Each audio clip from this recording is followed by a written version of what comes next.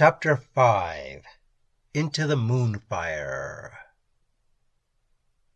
This was the dream that had driven Heath to madness, the nightmare that had haunted him, the memory that had drawn him back in spite of terror and the certainty of destruction.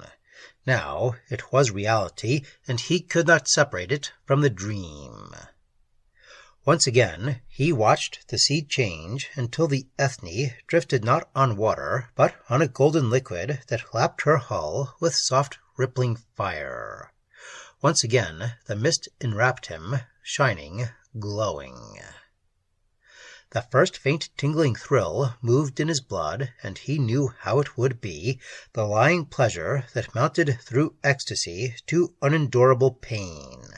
He saw the dim islands, low and black, a maze through which a ship might wander forever without finding the source that poured out this wonder of living light. He saw the bones of ships that had died searching. They lay on the island beaches, and the mist made them a bright shroud. There were not many of them. Some were so old that the race that built them had vanished out of the memory of Venus. The hushed, unearthly beauty wrenched Heath's heart, and he was afraid unto dying, and yet filled with lust, with a terrible hunger. Broca drew the air deep into his lungs, as though he would suck the power out of the Moonfire. "Can you find it again?" he asked. "The heart of it?" "I can find it." Aelor stood silent and unmoving. She was all silver in this light, dusted with golden motes. Heath said, "Are you afraid, breaking the taboo?" "Habit is hard to break." She turned to him and asked, "What is the Moonfire?" "Haven't the priests told you?" "They said that Venus once had a moon. It rode in the clouds like a disk of fire, and the god who dwelt within it was supreme over all the other gods. He watched the surface of the planet and all that was done upon it. But the lesser gods were jealous, and one day they were able to destroy the palace of the moon god. All the sky of Venus was lighted by that destruction. Mountains fell, and seas poured out of their beds, and whole nations died. The moon god was slain, and his shining body fell like a meteor through the clouds. But a god cannot really die. He only sleeps and waits.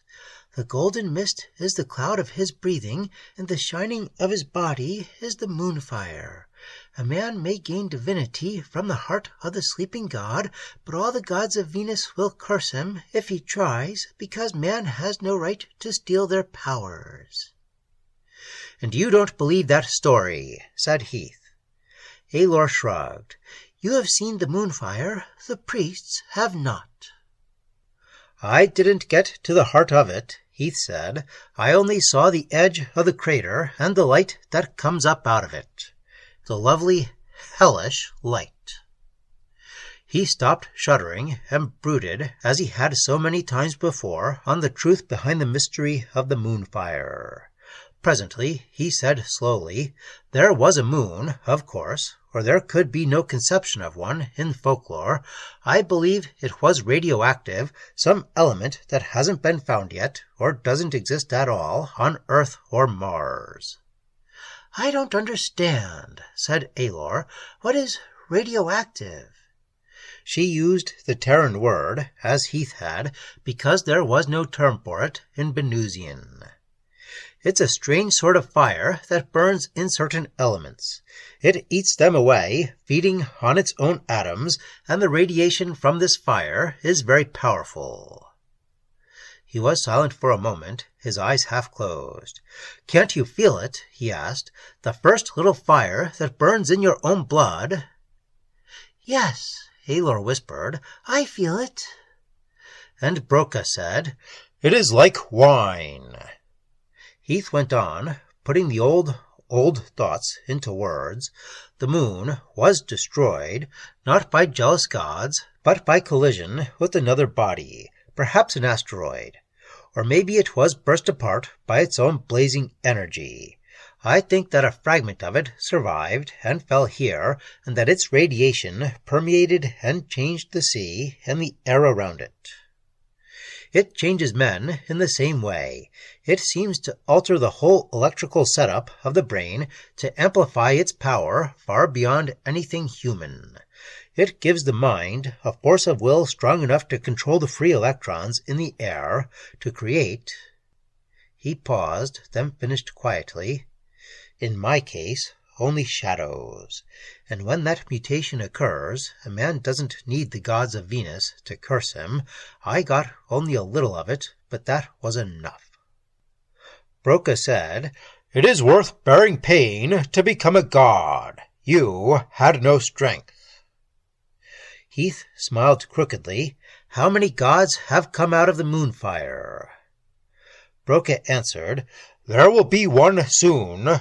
Then he caught Aelor by the shoulders and pulled her to him, looking down into her face. "No," he said, "not one, two." "Perhaps," said Heath, "there will be three." Broca turned and gave him a chill and level look. "I do not think," he said, "that your strength is any greater now." After that, for a long while, they did not speak. The Ethne drifted on, gliding on the slow currents that moved between the islands. Sometimes they sculled, the great blade of the sweep hidden in a froth of flame. The golden glow brightened and grew, and with it grew the singing fire in their blood. Heath stood erect and strong at the helm, the old Heath, who had sailed the straits of Leva in the teeth of a summer gale and laughed about it.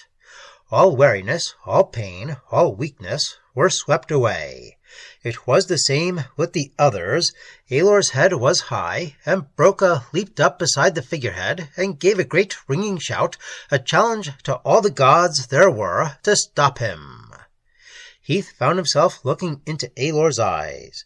She smiled, an aching thing of tears and tenderness and farewell. "I think none of us will live," she whispered. "May you find your shadow, David, before you die." Then Broca had turned toward them once more, and the moment was gone. Within the veil of the Moonfire there was no day, nor night, nor time. Heath had no idea how long the Ethne's purple hull rode the golden current.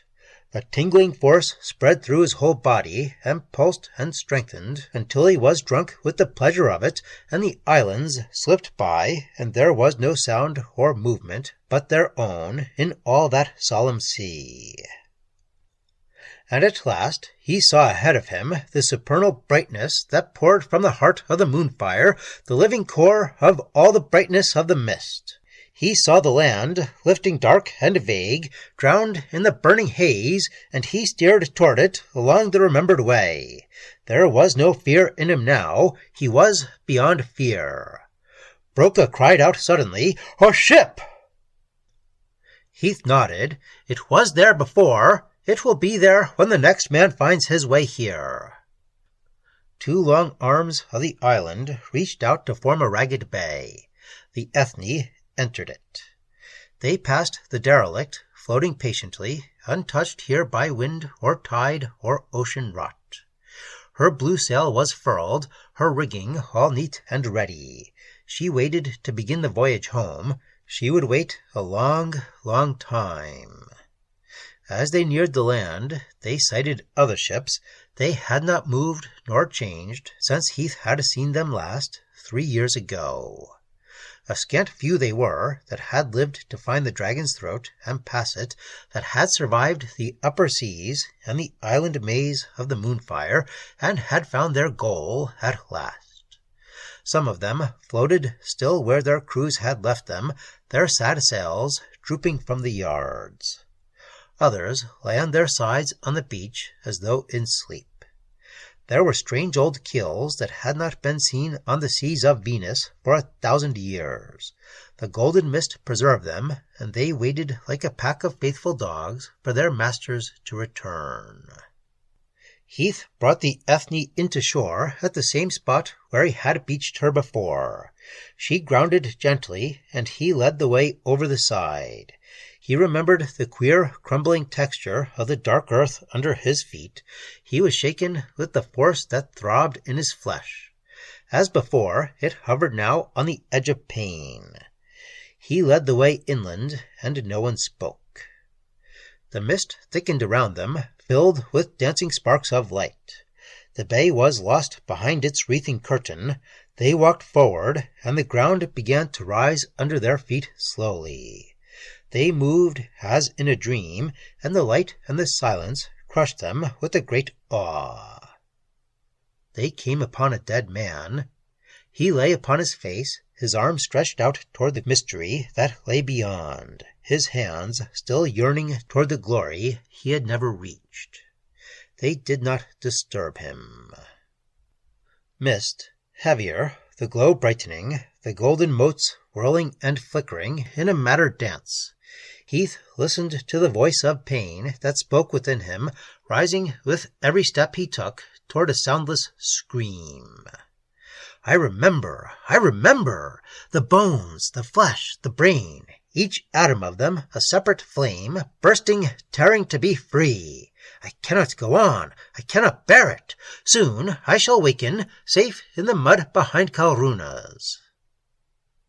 But he did not wake, and the ground rose steadily under his feet, and there was a madness on him, a passion and a suffering that were beyond a man's strength to endure. Yet he endured. The swirling motes began to shape themselves into vague figures, formless giants that towered and strode around them. Heath heard Aelor's moan of terror, and forced himself to say, "They're nothing, shadows out of our own minds, the beginning of the power." Farther they went, and farther still, and then at last Heath stopped and flung up his arm to point, looking at Broca. "Your godhead lies there. Go and take it." The eyes of the barbarian were dazed and wild, fixed on the dark, dim line of the crater that showed in the distance, fixed on the incredible glory that shone there. "It beats," he whispered, "like the beating of a heart." Aelor drew back, away from him, staring at the light. "I am afraid," she said. "I will not go." Heath saw that her face was agonized, her body shaken like his own. Her voice rose in a wail. "I can't go! I can't stand it! I'm dying!" Suddenly she caught Heath's hand. "David, take me back! Take me back!" Before he could think or speak, Broca had torn Aelor away from him and struck him a great swinging blow. Heath fell to the ground, and the last thing he heard was Aelor's voice crying his name.